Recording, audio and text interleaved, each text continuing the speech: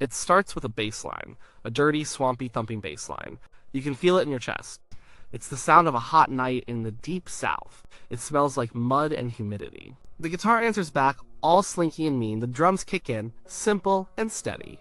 It's a groove that gets under your skin. Then the voice comes in, not just any voice. It's a voice that's seen things, a voice that knows about hard times and cheap thrills. He starts telling a story. It's about a poor family down in Louisiana, a family that has to eat a certain kind of green plant to survive. It's a weed, really. The song paints a picture. A truck patch, a burlap sack, a mean-looking mother. And a girl with a reputation, the story builds, the music gets heavier, the groove gets deeper. The singer is working up a sweat. You can hear it in his voice. He's grunting.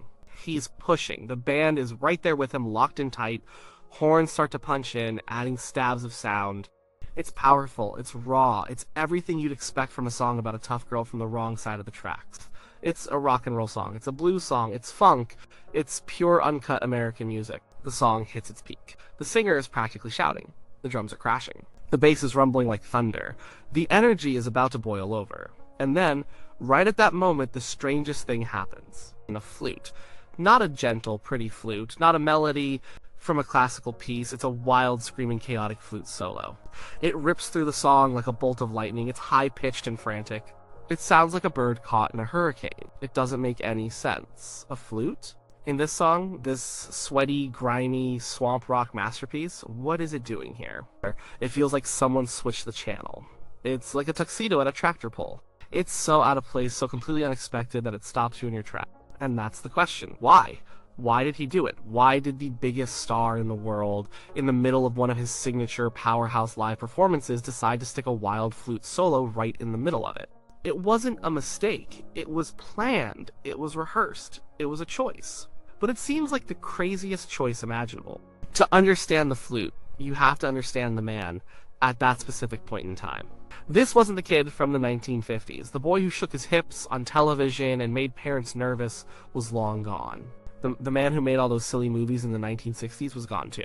This was a different person. This was a man who had been to the top, then slid toward irrelevance, and then fought his way all the way back. Think about 1968. His career was in a ditch. He was making travelogue movies with weak scripts and weaker songs. The world of music had moved on. The Beatles, the Rolling Stones, Jimi Hendrix, Bob Dylan. They were the ones making important, groundbreaking music. He was seen as a relic, as a joke almost, a guy who sold out. Then came the television special, the '68 comeback. He walked out on that stage in black leather, looking lean and hungry. He wasn't playing a character. He was himself. And he was dangerous again. He snarled, he sweated, he played his guitar with a raw power nobody had seen in years. He sat in a circle with his old bandmates and just played the music he loved. The blues, gospel, rockabilly. It was a rebirth. It reminded the world, and maybe reminded himself who he really was. That special changed everything. It made him relevant again. It gave him back his confidence. And it led directly to the next phase of his career, Las Vegas. Vegas in the early 1970s was his new kingdom. He wasn't just playing a concert, he was putting on a spectacle. The stage at the International Hotel was huge. The audience was a mix of his old fans and new ones, people who wanted to see a living legend. He couldn't just go out there with a three-piece band. That wasn't enough. The comeback special proved he still had the fire, but Vegas was where he had to prove he was the greatest entertainer in the world. So, he built an army. He put together one of the most powerful bands ever assembled, the TCB Band, taking care of business. James Burton on lead guitar, a legend who had played with everyone. I was Ronnie Tutt on drums, a human machine gun of rhythm, Jerry Sheff on bass, whose lines were so inventive and funky they became a signature part of the sound. Glenn D. Hardin on piano. These guys were not just sidemen, they were virtuosos. They could play anything, and they played it with power and precision. But that wasn't all. He added a full orchestra. Strings, a massive horn section, backup singers, both gospel and pop. He was blending all the sounds he loved into one giant, overwhelming wave of music. It was rock and roll, but it was also a symphony. It was gospel, but it was also a Broadway show. It was a blues club, but it was also an opera house. This wasn't just a concert. This was an event. This is the context for the flute. He wasn't thinking like a bar band leader. He was thinking like a movie director or a theater producer. He was thinking about dynamics. He was thinking about the flow of the show. He needed moments of quiet intimacy and moments of explosive power. He needed to surprise the audience. He needed to keep them on the edge of their seats for 90 minutes. A regular rock show has a certain rhythm. Song, applause, next song. He wanted more. He wanted drama. He wanted the show to feel like a journey. He would bring the energy up with a rocker, then bring it way down for a heartbreaking ballad. He would tell stories. He would joke with the audience. He was in complete control of the room's energy. Now, let's go back to the song.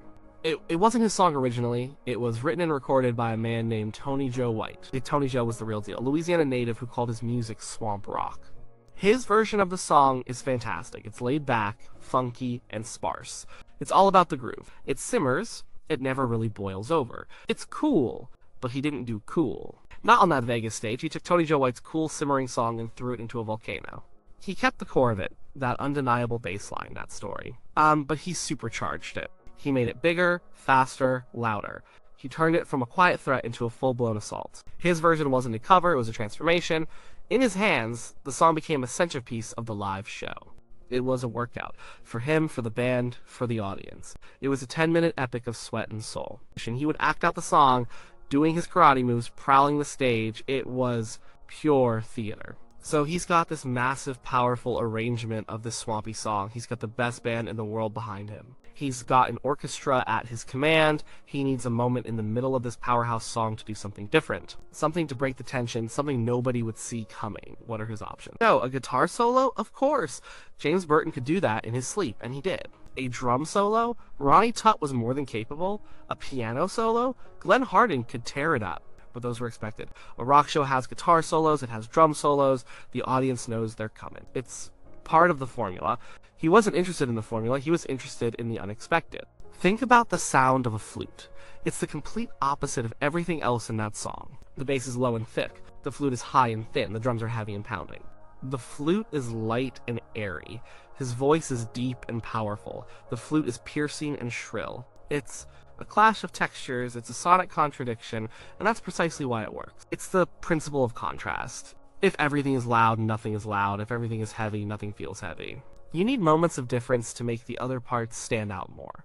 When that flute solo hits, it's a shock to the system. The song has been building this intense, earthy, physical groove. Your body is moving with it. You're lost in the rhythm.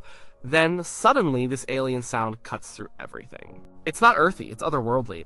It's not about the body, it's about something frantic and almost out of control. It forces you to listen in a different way, and look at what happens right after the flute solo.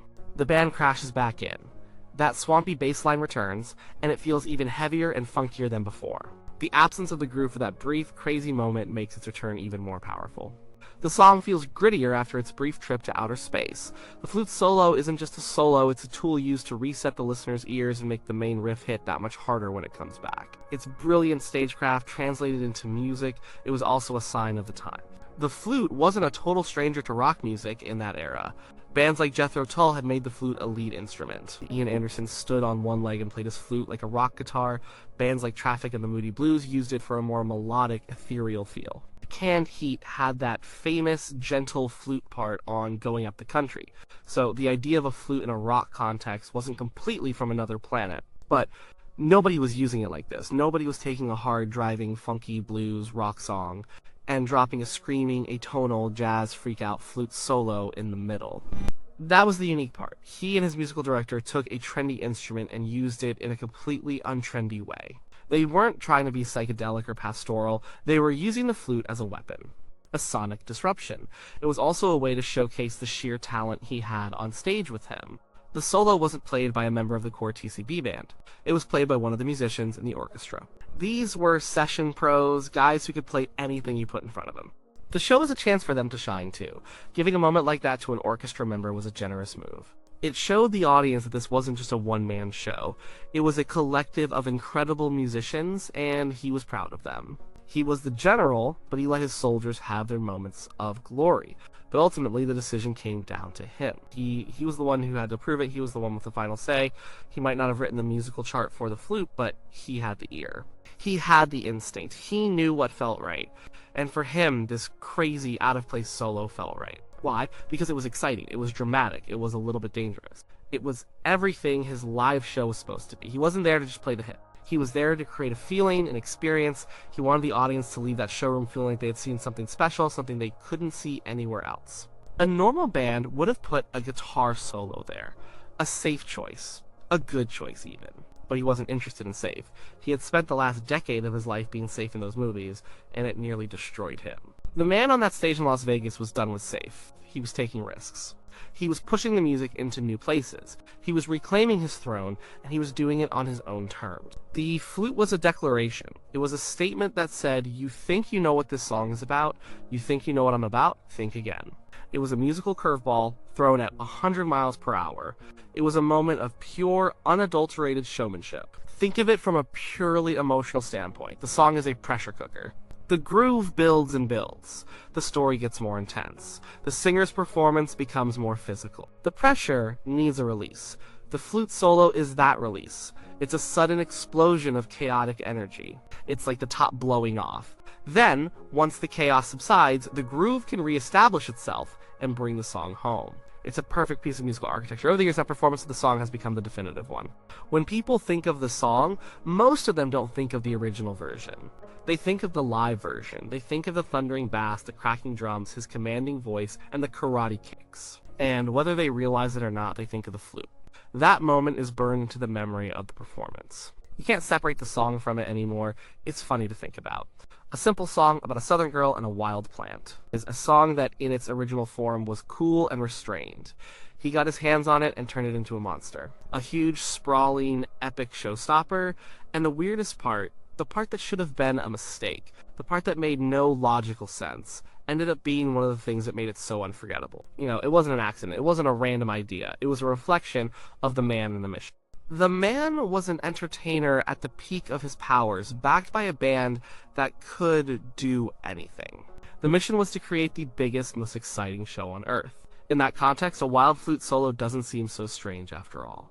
It seems necessary. It was a moment of inspired madness from a man who understood that in rock and roll, and especially in Las Vegas, boring is the only real crime. He needed to create a moment of chaos, a flash of brilliance that no one saw coming. It was a wild, unexpected choice, a perfect choice, and it made his version of Tony Joe White's Polk Salad Annie an absolute monster.